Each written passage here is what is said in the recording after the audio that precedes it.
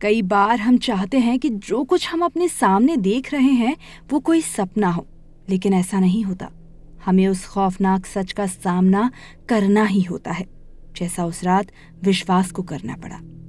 विश्वास अपने सामने जो देख रहा था उस पर चाहते हुए भी विश्वास नहीं कर पा रहा था, लेकिन ये सच था, कोई सपना नहीं। बात कुछ मिनट पहले की ही थी। विश्वास अपने लैपटॉप पर कुछ मॉडल्स की तस्वीरें देख रहा था। वो फिल्म इंडस्ट्री के एक जाने माने प्रोडक्शन हाउस में कास्टिंग डायरेक्टर था।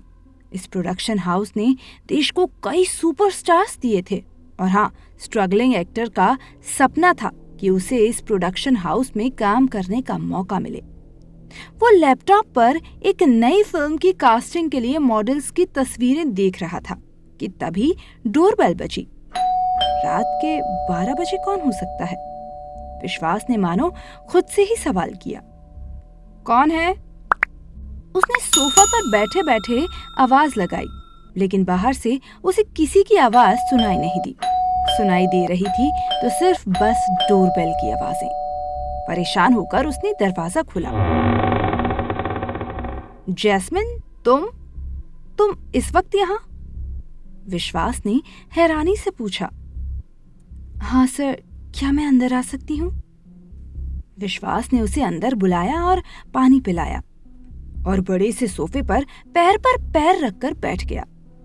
पानी का ग्लास टेबल पर रखकर जैस्मिन ने बोलना शुरू किया। मैं गलत थी सर, और आप सही। मैं सोचती थी एक्टिंग में गोल्ड मेडल, कड़ी मेहनत, दिन रात की डांस और एक्टिंग क्लासेस काफ़ी होता है एक अच्छा रोल पाने के लिए, लेकिन मैं गलत थी और आप सही। बिना कॉम्प्रोमाइज़ के यहाँ कुछ नहीं होता।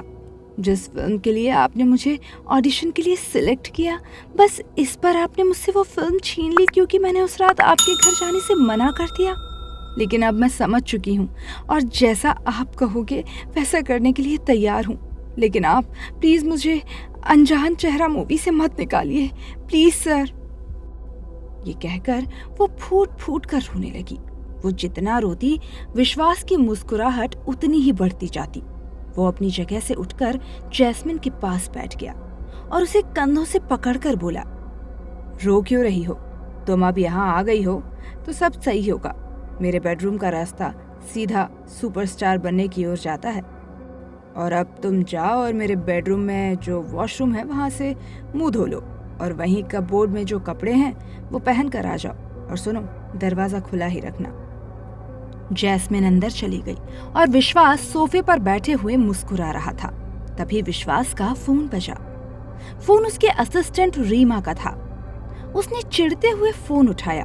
सामने से उसकी असिस्टेंट रीमा बड़ी घबराई हुई आवाज में बोली, सर, आपने जो अनजान चेहरा के लिए पहले जैस्मिन नाम की लड़की को सिलेक्ट करके उसे रिजेक्ट कर दिया था ना, उसने अपनी फ्लैट से कूदकर सुसाइड कर लिया है। विश्वास ने कॉन्फिडेंटली कहा, क्या बकवास है ये, तुम कुछ भी बोल रही हो। वहां से रीमा ने उसे टीवी ऑन करके खुद देखने के लिए कहा। उसने डरते हुए जैसे ही रिमोट उठाकर टीवी ऑन किया, उसके होश उड़ गए। टीवी पर जैस्मिन की खून से लिपटी हुई लाश को एम्बुलेंस में भरकर ले जाते हुए दिखाया जा रहा था। वहीं दूसरी ओर जब विश्वास ने खुले दरवाजे से अपने बेडरूम में देखा तो जैस्मिन अंदर तैयार हो रही थी। ये वो मंजर था जिसने विश्वास के खून को मानो सुखा ही दिया हो। एक तरफ टीवी पर जैस्मिन की लाश, दूसरी ओर जैस्मिन उसके घर पर। तभी अंदर बेडरूम से जैस्मिन की आवाज आई, सर, कौन सी ड्रेस पहनूं, लाल या पिंक? विश्वास मारे डर के कांपे जा रहा था। उसने जवाब देना चाहा, वो चिल्ला रहा था, लेकिन उसकी आवाज नहीं निकल रही थी। वो सोफे से उठकर भागना चाह रहा था, लेकिन उसका शरीर लाश की तरह जम चुका था। बताइए ना सर, कौन सी ड्रेस पहनूं? जैस्मिन अंदर से जब भी ये सवाल करती, विश्वास की आत्मा कांप जाती।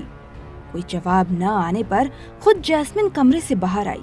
उसके कदम अपनी ओर बढ़ते देख विश्वास का दिल रुक गया। उसके सामने अब दो जैस्मिन थी, एक टीवी पर जो मर चुकी थी और दूसरी उसके सामने अपने हाथों में ड्रेस लिए। ये देखकर विश्वास जोर से चीखा, लेकिन कोई आवाज उसके गले से बाहर नहीं आई। और वो वहीं बेहोश होकर गिर पड़ा। जैस्मिन अब भी उससे ड्रेस के लिए पूछ रही थी। बताओ ना सर, लाल या पिंक? लगभग 3 दिनों के बाद जब किसी पड़ोसी के कहने पर पुलिस ने विश्वास के घर का दरवाजा तोड़ा तो उन्होंने वहां विश्वास की लाश देखी, जिसके बगल में लिखा था अनजान चेहरा।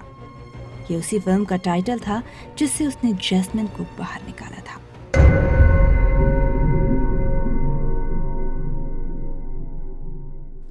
दोस्तों, कैसी लगी आपको ये छोटी सी स्टोरी? हमें कमेंट बॉक्स में जरूर बताएं। वीडियो पसंद आया हो तो एक लाइक कर चैनल को सब्सक्राइब करना ना भूलें। धन्यवाद।